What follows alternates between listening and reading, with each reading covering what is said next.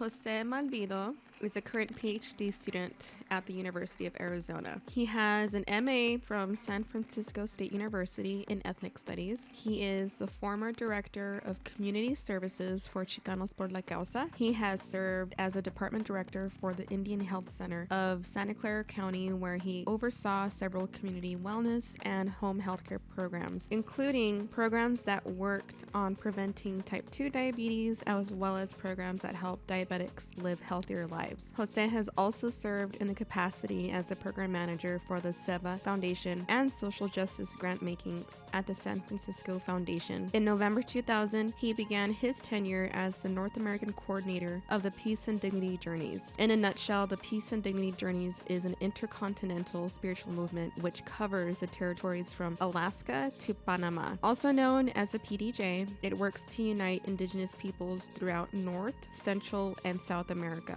Jose also served as vice president to the board of the International Funders for Indigenous Peoples and the treasurer for both the Cultural Conservancy and Sapichai. Jose brings extensive experience in program development, grassroots organizing, and a working management of multiple programs across several countries.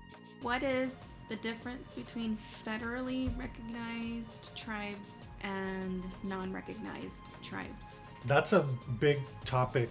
There's some very clear differences between how the government categorizes indigenous peoples. I'll go over a few. Federally recognized tribes are native nations that are recognized under the federal government, which is part of the Department of Interior. They have land, they have their customs, they have their languages, and they have a specific territory that in the United States. In other countries, that's a different story. There's also non-federally recognized tribes. Some of them are recognized within this particular state, or some are not, and some are unrecognized by others, but they're still sometimes petitioned for federal recognition, or within their culture, within their areas are recognized either by state, county, cities. So it's a little bit complicated because Native peoples are the only folks in the world that have to prove that they're indigenous. There's other cultures around the world that don't have to do that. So this question can be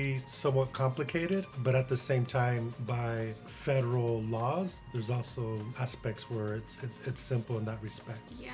So are there benefits and disadvantages between the two? Well, there's a lot of misconceptions of the benefits of being federally recognized. A lot of times there's questions of if you're federalized, you get a lot of money from casinos and other revenue streams, and you have all kinds of different benefits.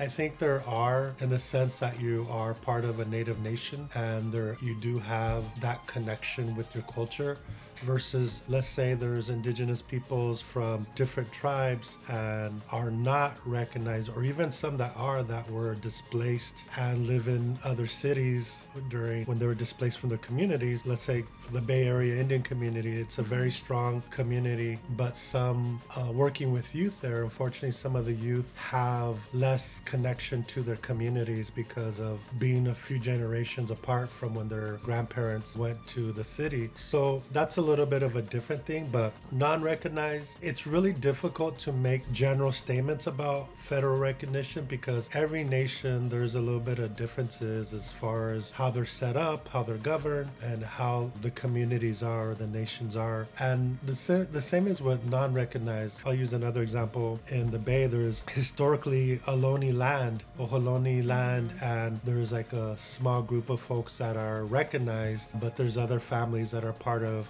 the Ohlone lineage that aren't necessarily recognized by the government, but they're very active in the community. There's a historical proof that they're Ohlone, so it's complicated. And similar in Texas, there's Huahuitecas who are recognized by the state, but they're not federally recognized, so they don't necessarily have, even though some of the historical territories are in South Texas in northern Mexico, there's not any specific land for them. And I think that's the key if when it comes to Native nations that are recognized, you have a land base. And I think in some ways, even though there's always challenges with maintaining culture, traditions and stuff, there's always a land base that people can connect to. This is my nation, this is my land base, and this is where we're from, and this is where we're located. Folks that are part of unrecognized nations, they have that traditional land base, but unfortunately, there's no treaties, there's no specific land that they can have, and it's either taken up by private property or cities or other things like that. So I think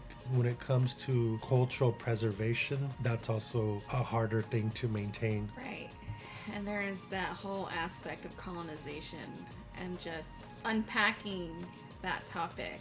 That in and of itself, it's another part of it's related to federal recognition and how we're not recognizing certain tribes. Absolutely. Well, then if you expand it a little bit different within Canada or Mexico or Guatemala, and that's the thing that's really a thing to point out is that unfortunately indigenous peoples are identified based on what nation states, countries deem. In Mexico, people have to speak their language, live in their community, how basic, wear their clothes. There's very high standards to what an indigenous person is. And if somebody goes to college or for whatever reason leaves their community and they move to a city, there's a possibility of them not being recognized as indigenous. Yeah. So there's a lot of really interesting and even challenges to that. So the question of identity and nationhood, it's somewhat complicated, and then it's even more complicated depending on which country we're looking at. But I think with the work that we do with Alianza, as we approach it by directly communicating with the people on the ground, so we build relationships with Native nations or Native communities, whether they're in diaspora from Guatemala or other parts of Central America, or the Native nations here with like the Tohono Nation, Yaqui, Akamaratam, or just other surrounding nations here. We work to build relationships with communities and nations here. Again, it's complicated in a sense, but I think for organizations that are on the ground and have been around for a while, we have good ability to recognize who's who. Tell us about your family's story in relation to their status as indigenous peoples who are not a part of a federally recognized tribal group. Is it because they did not enroll in the base roll, or what exactly happened? Yeah, I could definitely go into that. Well, first of all, my family have always been rebels and I've gone against the grain. But there's a few more aspects to that. So some of my family members and relatives are enrolled in either Tohono or within Yaqui. But I'll go a little bit into my direct, my parents and grandparents. Is it Tohono Nation here in the U.S.? Yes. And then Pasco Yaqui tribe of Arizona? Yeah. Okay. So where do I begin? My family on my mom's side, it's Yaqui, and my dad's side my Nana side is Tohono. However, more recently, some of my relatives in Mexico and Sonora have been working to get recognized, and it turns out my Nana,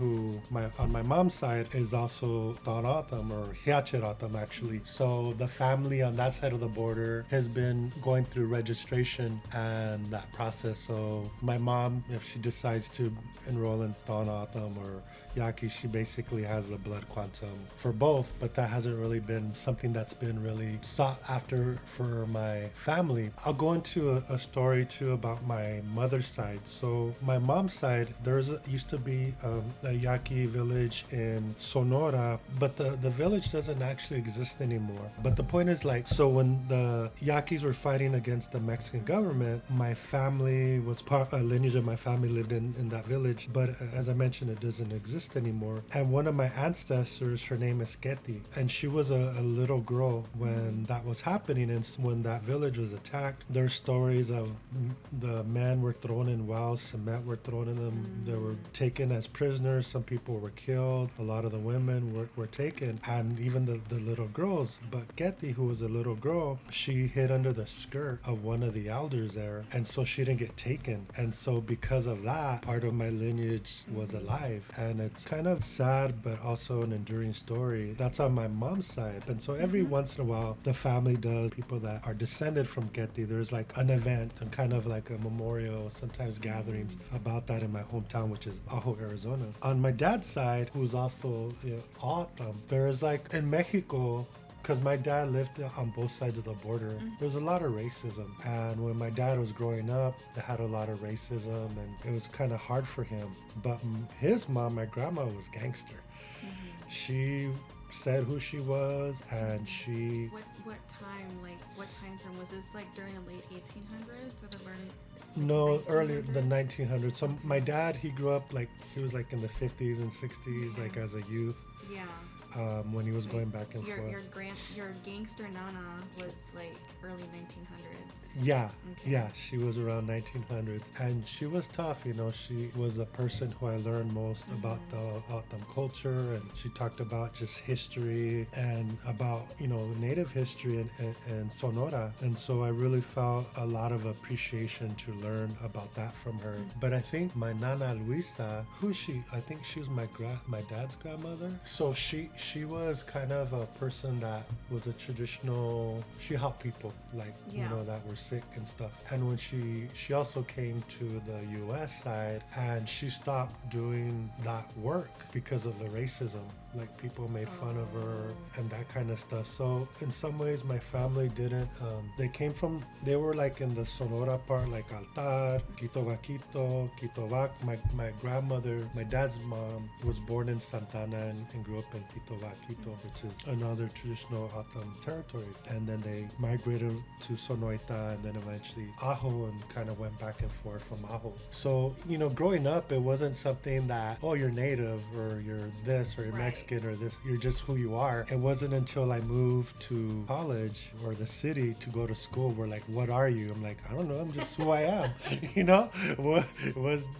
We're just who we are. Yeah. So it's just kind of funny how identity or the categorizations of identity is something that happens in the city. Going back to the whole thing about enrollment, something that some of my family will probably do and some of my family probably won't. Whether or not I do, I'm still thinking about it. I think kind of what I mentioned about being tied to the nation. But at the same time, if you can be dually enrolled, which I think is part of my family, you have to pick one or the other. Right. And you can't really both. You can't be enrolled in two nations at the same time. It's kind of a thing, right? Because there's a lot of people out there that can be.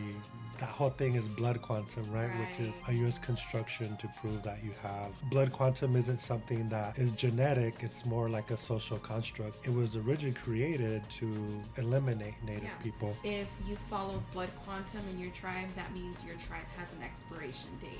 Yeah. That's exactly what it is. And the blood quantum was adopted from European royalty. How like in order to be royalty you need to like continue your bloodline, which means breeding with your family, but so that's being used here in the tribal context, and that's not traditional to us. We're very conscientious of interbreeding, but now that we have to prove ourselves as indigenous through blood quantum, that's putting us against each other. I mean, it's a brilliant idea to eliminate tribes, but we also need to decolonize our way of thinking and realize that it really doesn't come down to blood quantum. And the good thing too is many nations in the U.S. are super cognizant of that and have been shifting the way they recognize or enroll tribal members. In some ways, what I think is irrelevant because it's the sovereignty of each nation, so it's up to them to decide how people are enrolled. So it's just super respecting that. You mentioned something about hooking up with a cousin. There's a lot of joke in the Indian country about cousins, uncles and stuff, but historically, some of our folks had clans, and that was a way to distinguish who was who, and it's almost like a different place. And some folks like Navajo, they still have that set up where they check out,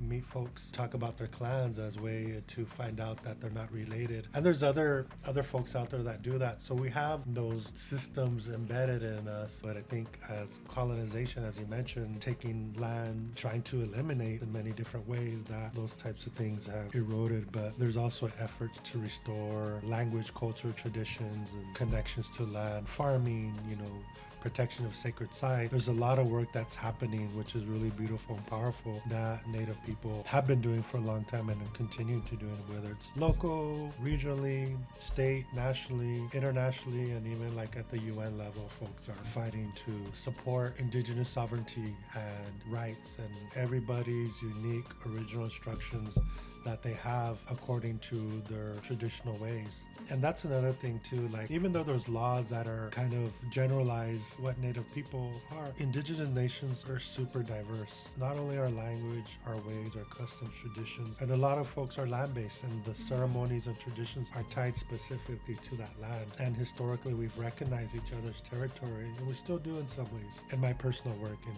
when we do the prayer runs, we recognize not only the federally recognized land, but the traditionally recognized land, which usually is larger than the reservations. Or that's a good thing you point out with the peace and dignity journeys. Like how does that even relate? Because you're indigenous, but you're indigenous to two tribes and to both sides of the border.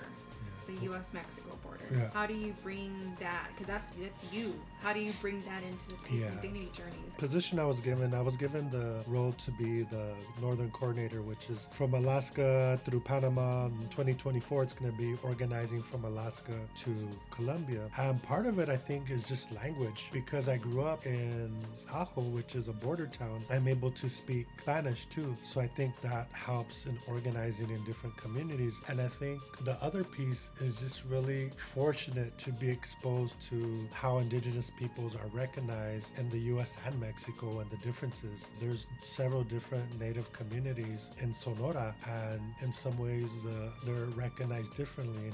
And I think having that experience and learning to been able to navigate how to connect with hundreds of Native communities in different countries, talk to them about the run, and have participation. But the important thing about the journeys is kind of what we talked about, sovereignty, and it's respecting people's sovereignty. So when we do the prayer run, we don't necessarily have one way of doing it. When we do the prayer run, we go in every community we go into our nation, we organize ahead of time, and so they take the lead if they want. So they do this, they carry the sacred staffs that we carry with, they do the run, they basically tell us how to run in their territory. And so that's another way that we show respect to the nations, is because we're not going to go into a nation or community and be, oh, this is how we do ceremony, this is how we do something. So we get guidance from the community or nation, and they tell us how to run. And so we repeat that along the way from Alaska through Panama. And I think that's how we maintain our intertribal relationship, which is another thing which is very different. Intertribal organizing is very different from pan-indigenous. Pan-indigenous tends to be something that, let's say there's a lot of people doing Lakota ceremony. Right.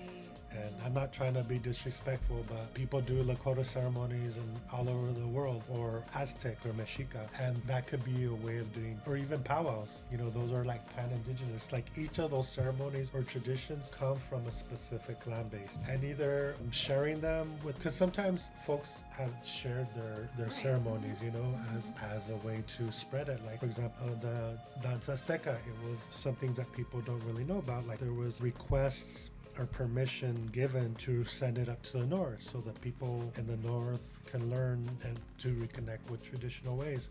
There's been other ceremonies that, because they're not mine, I won't speak about them, but that were gifted in Oregon and from Oregon to South Dakota as a way of sharing them. There have been intertribal movements, intertribal ceremonies that have come up. And this kind of gets a little bit complicated because I'm being respectful not to name stuff that isn't something that is kind of where it's my place, but I know about them. But getting back to the whole thing where pan-indigenous, like Blood Quantum, was originally created to dilute Native nations' identity. And this goes back to authors, and especially in academia, the concept of pan-indigenous was created to do that. But intertribal is recognizing everybody's sovereignty and who people are, and it's just giving that respect. Like there's Tohono and Yaqui, and there's a lot of similarities, but there's also a lot of differences, and you can't group Yaqui and O'odham in the same place. You have to respect everybody's turn, or Navajo, or different folks. Like there's different languages, there's different histories.